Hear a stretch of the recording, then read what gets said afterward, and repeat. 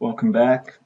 We're going to be reading another section in Chapter 5 of Joseph Campbell's book on primitive mythology. Professor Paul Rivet, honorary director of the Musée de l'Homme in Paris, has pointed out that in coastal Chile and Peru, as well as in certain regions of Mexico, the Polynesian style of oven is used. That comparisons can be made between the writing system of Easter Island and the ideographs of certain tribes of Colombia, Venezuela, and the high Peruvian-Bolivian plateau. That 21 artifacts of Polynesian design have been found in various points in America, from the Argentine to Vancouver Island, wooden clubs identical to those of the South Sea Islands in Peru, and among the Tlinkits of the northwest coast, that in Polynesia itself traditions existed of voyages beyond Easter Island, and that both the seaworthy catamarans of the South Seas and the balsas of Peru were capable of trans-Pacific adventures.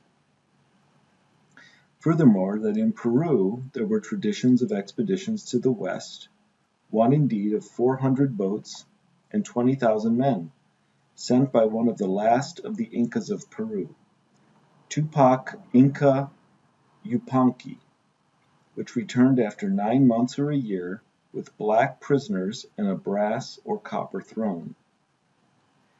In Mangariva, reciprocally, there having been the tradition of a red man who came from the east with a fleet of raft-like ships.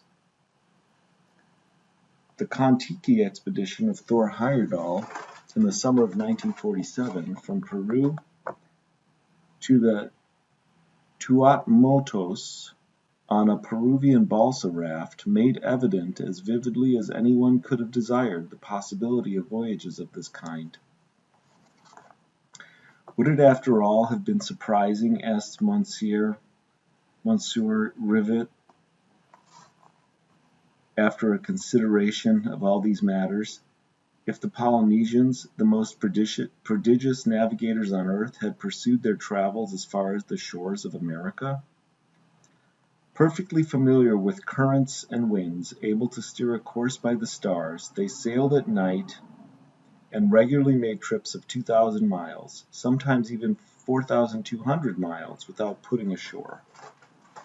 To find the tiny Polynesian islands lost in the immensity of the Pacific, they were guided by the small cloud, which forms above each island at a height of over 11,000 feet, and which is perceived by a practiced eye from a distance of 120 miles. Their double canoes, pirogues, made 7 to 8 miles per hour, 75 miles in a 10 to 12-hour day. Thus one of these boats could have covered the distance from Hawaii to California, or from Easter Island to the South American coast in 20 days. But the voyages of the Polynesians cannot have been the earliest by any means, for we have those carbon-dated calabashes of Huaca Prieta, also the cotton, coconut, and amaranth, all of which would have arrived before the period of the Polynesians. Paul Rivet has argued for a series of Melanesian arrivals, pointing out that a certain American Indian language group, the Hokan languages of Central America, Mexico, and California, is closer to Melanesian even than the Polynesian languages are. And in 1923, Professor A.L. Kroeber of the University of California, whom no one, I think, could have then accused of being a diffusionist, in the following passage conceded recognition to an example of what he clearly hoped would ultimately be shown to be a mere fluke, or at most an extraordinary example of parallel development. A startling parallelism has been demonstrated between the Pan's pipes of the Solomon Islands in Melanesia and those of the northwest Brazilian Indians. The odd pipes differ, each from the next, by an interval of a fourth. The even pipes give notes halfway in pitch between the adjacent odd ones, and thus form another circle of fourths. But the similarity does not end here. The absolute pitch of the examined instruments from Melanesia and Brazil is the same.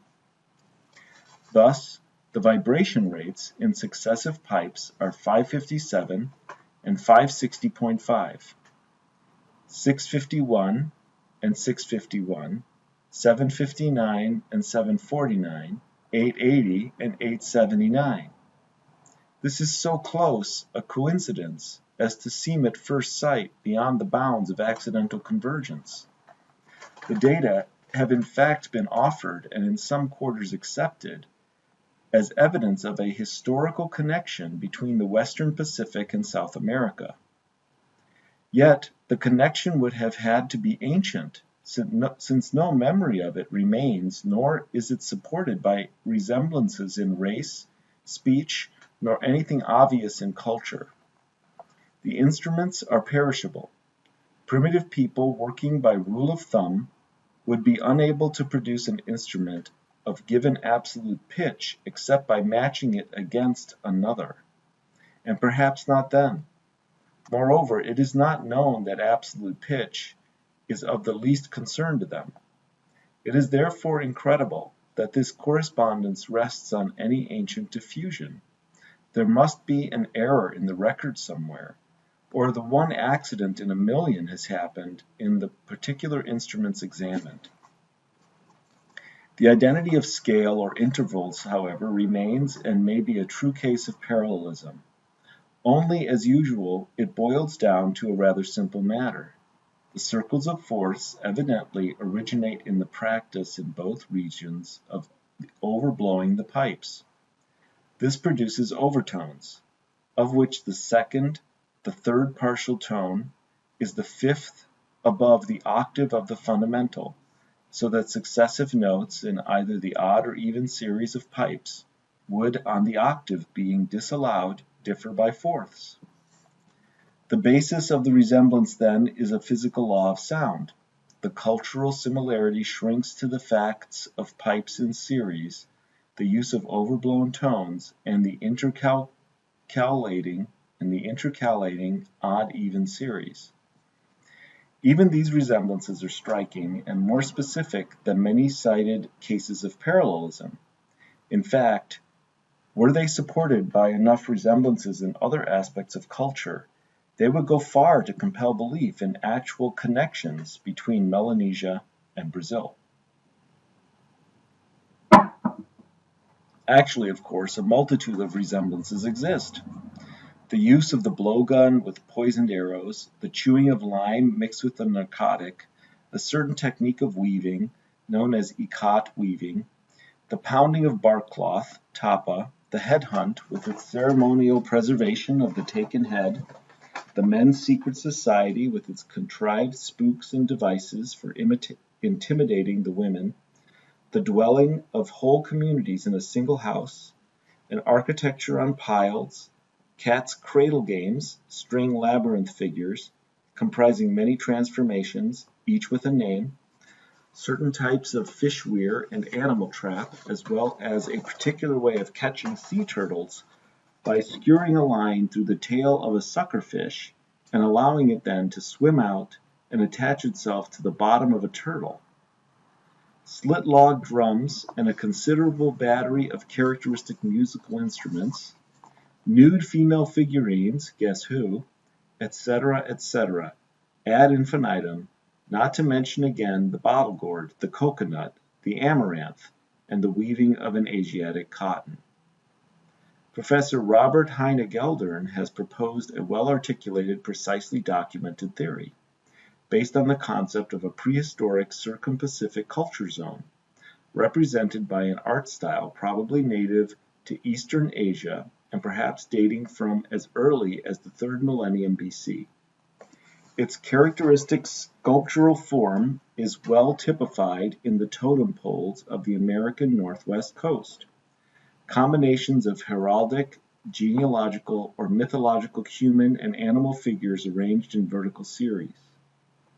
Another characteristic motif, also exhibited in the arts of the Northwest Coast, appears in weaving and bark cloth designs, tattoo motifs, painting, and low relief. The bird, fish, animal, or human form to be represented being split down the back or front, opened out like a book, and displayed thus as though hinged. Still another motif is the human figure in a broad squat, frequently with its tongue out flat and down over the chin, a form that we recognize immediately as one of the postures of the Greek Medusa, the Gorgon, whose head Perseus took in Africa just before his rescue of the maid Andromeda from the serpent. Throughout the circum-Pacific culture zone, the great serpent, the cosmic serpent, as spouse of the goddess and as a variously manipulated motif in art, is a prominent feature. As Heine Geldhern has shown, the particular idiosyncrasies of this old Pacific style, both compositional and thematic, can be readily identified not only in the arts of the Northwest Coast, but in Melanesia, New Ireland, and parts of New Guinea, as well as among the Dayaks of Borneo, Bataks of Sumatra, and Igorots of the Philippines, that is to say, precisely in the province of our maiden Dama Hanuele. And finally, Professor Heine Geldern has demonstrated that traits of this style entered into the arts of early dynastic China, successively Shang, 1523 to 1027 BC, early Zhou, 1027 to 771 BC, and late Zhou, 771 to 221 BC, where they combined with traits derived by diffusion from the great culture matrix of the Near East, and then were carried by Chinese ships to Indonesia, Melanesia, and Polynesia, and to North and South America, appearing specifically in the arts of the Northwest Coast, Middle America, Peru, and the Amazon basin. Further, when the patterns of the higher civilizations of the great Maya, Aztec, and Peruvian late periods are compared with their counterparts in Egypt and Mesopotamia, India and China, we find, among a multitude of other analogies, a basic Neolithic complex, comprising agriculture and stock breeding. In America, the llama, alpaca, and turkey.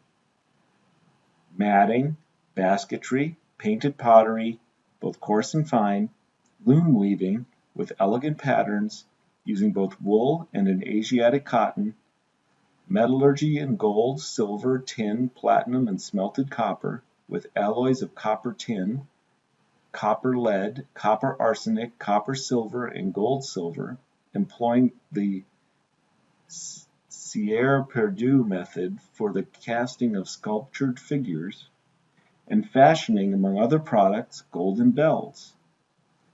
A highly developed calendric system yielding a pattern of interlocking large and smaller cycles, an assignment of deities to the various heavenly spheres, and a notion of the horoscope, the idea of cycles of creation and dissolution, the mythological figure of the cosmic tree with an eagle at its summit and a serpent at its root, the guardian gods and four colors of the four directions, the four elements, fire, air, earth, and water, heaven stratified above and hells below, a weaving goddess of the moon, and a god who dies and is resurrected. Furthermore, on the sociological side we find four social classes: priests, nobles, agriculturalists, common people, and slaves, with insignia of kinship almost precisely duplicating those of the ancient world: fan bearers, scepters, canopies, palanquins, and the blown conch as royal trumpet. The idea of the city as capital of an empire, approached by causeways and embellished by ornamented temples and palaces, the temples atop pyramids, almost precisely as in Mesopotamia, and the architecture including colonnades, spiral staircases, sculptured doorways, lintels, pillars, etc. Arts including mosaics, high and low relief, carved jade, murals and fresco, memorial monuments, and the writing of books. The crucial dates may be summarized about as follows. 1. Formative horizon, circa 1500 to circa 500 BC. Compare Old World, Basal, and High Neolithic. Earliest known agriculture and pottery strata from circa 1500 BC, Huaca Prieta, bottle gourds, bark cloth, and cotton, circa 1016 plus or minus 300 BC. Guanape ceramic complex, Peru, early negative pottery, weaving maize, circa 1250, circa 800 to circa 850 BC. Zacatenco ceramic complex, Mexico, fine painted pottery and figurines, circa 1500, to circa 1000 BC. 2. Developed pre-classic elite styles from circa 1000 BC. Chavin Complex, Peru. Goldwork, colossal architecture, and sculpture, Jaguar cult, circa 850 to 500 BC. Olmec Complex, Mexico. Lapidary art and jade, pyramids, and great stone heads, Jaguar cult, circa 1000 to circa 500 BC. 2. Classic horizon, circa 500 BC to circa 580. Compare Old World hieratic city-states. Middle America, pre-Maya, Chicanel, 424 BC to 57 AD. Calendar, writing, stone, and stucco ceremonial architecture. Early Maya, Tzokal, 57 to 373 AD. Great stone temple cities. Tikal and Uakhtum, with corbelled roofs and arches, carved stone monuments, polychrome ceramic. Late Maya, Tepua, 373 to 727 AD.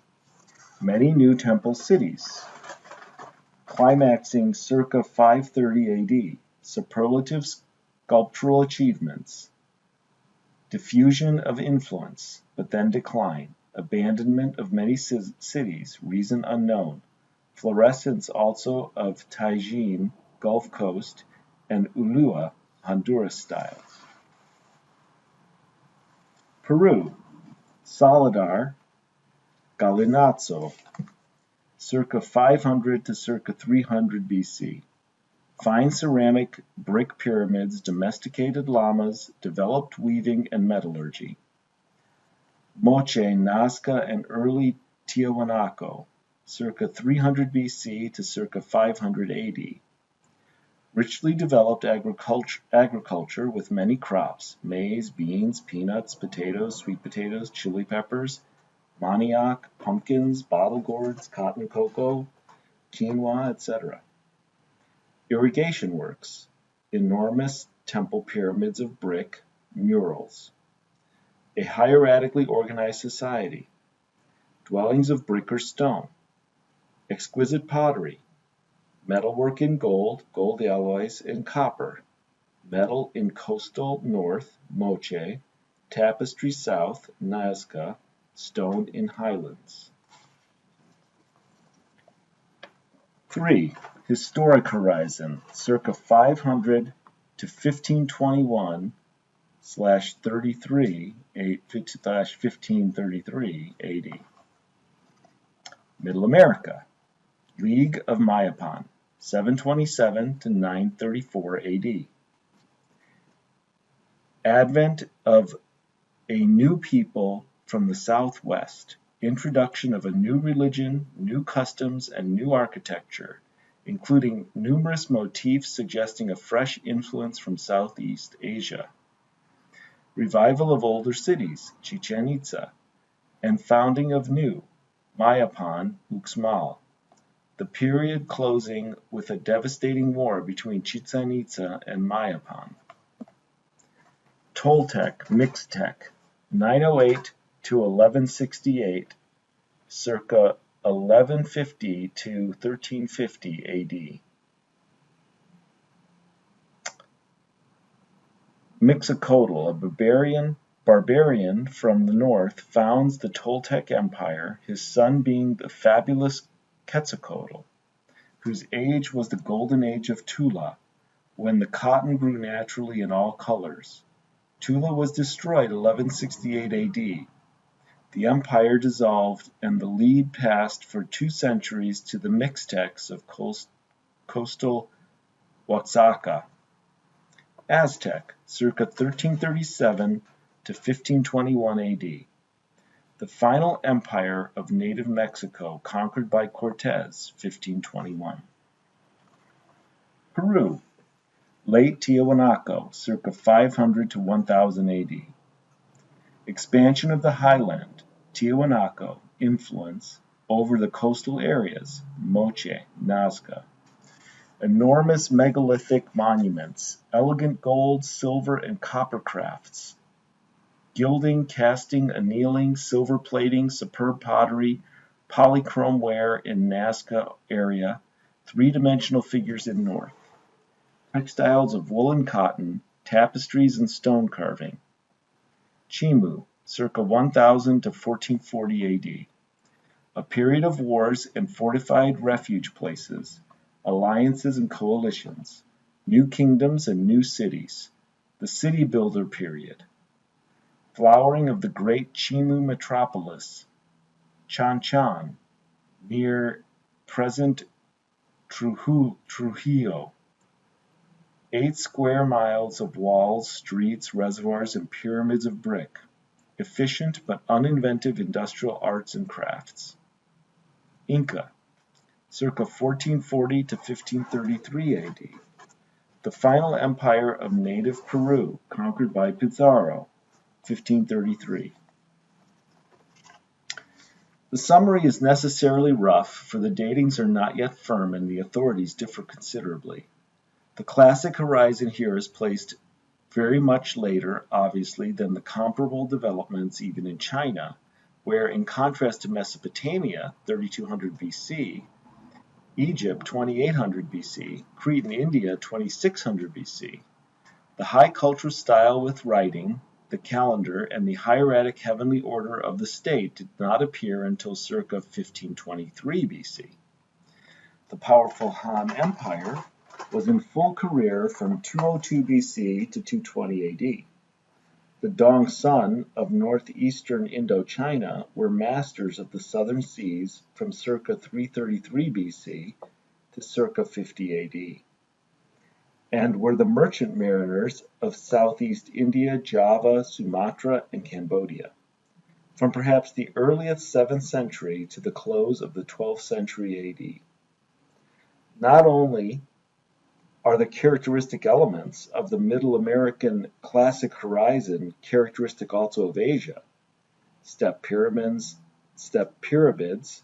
corbelled vault architecture, certain types of tomb, hieroglyphic writing combined with a mature calendrical and astronomical science, well-developed stone sculpture, but also, as Dr. Gordon Ekholm has shown, many motifs of the Mayan historic horizon suggest specifically contemporary India, Java, and Cambodia.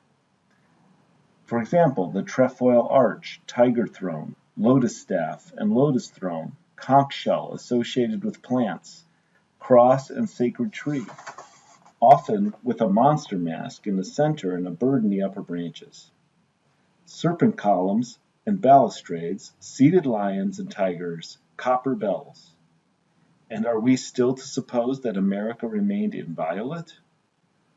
If it did, then psychology has a far greater task ahead comparing the feats of duplication than archaeology or ethnology would face if it were merely a 6,000-mile voyage across the Pacific, circa 1500 BC, that had to be explained.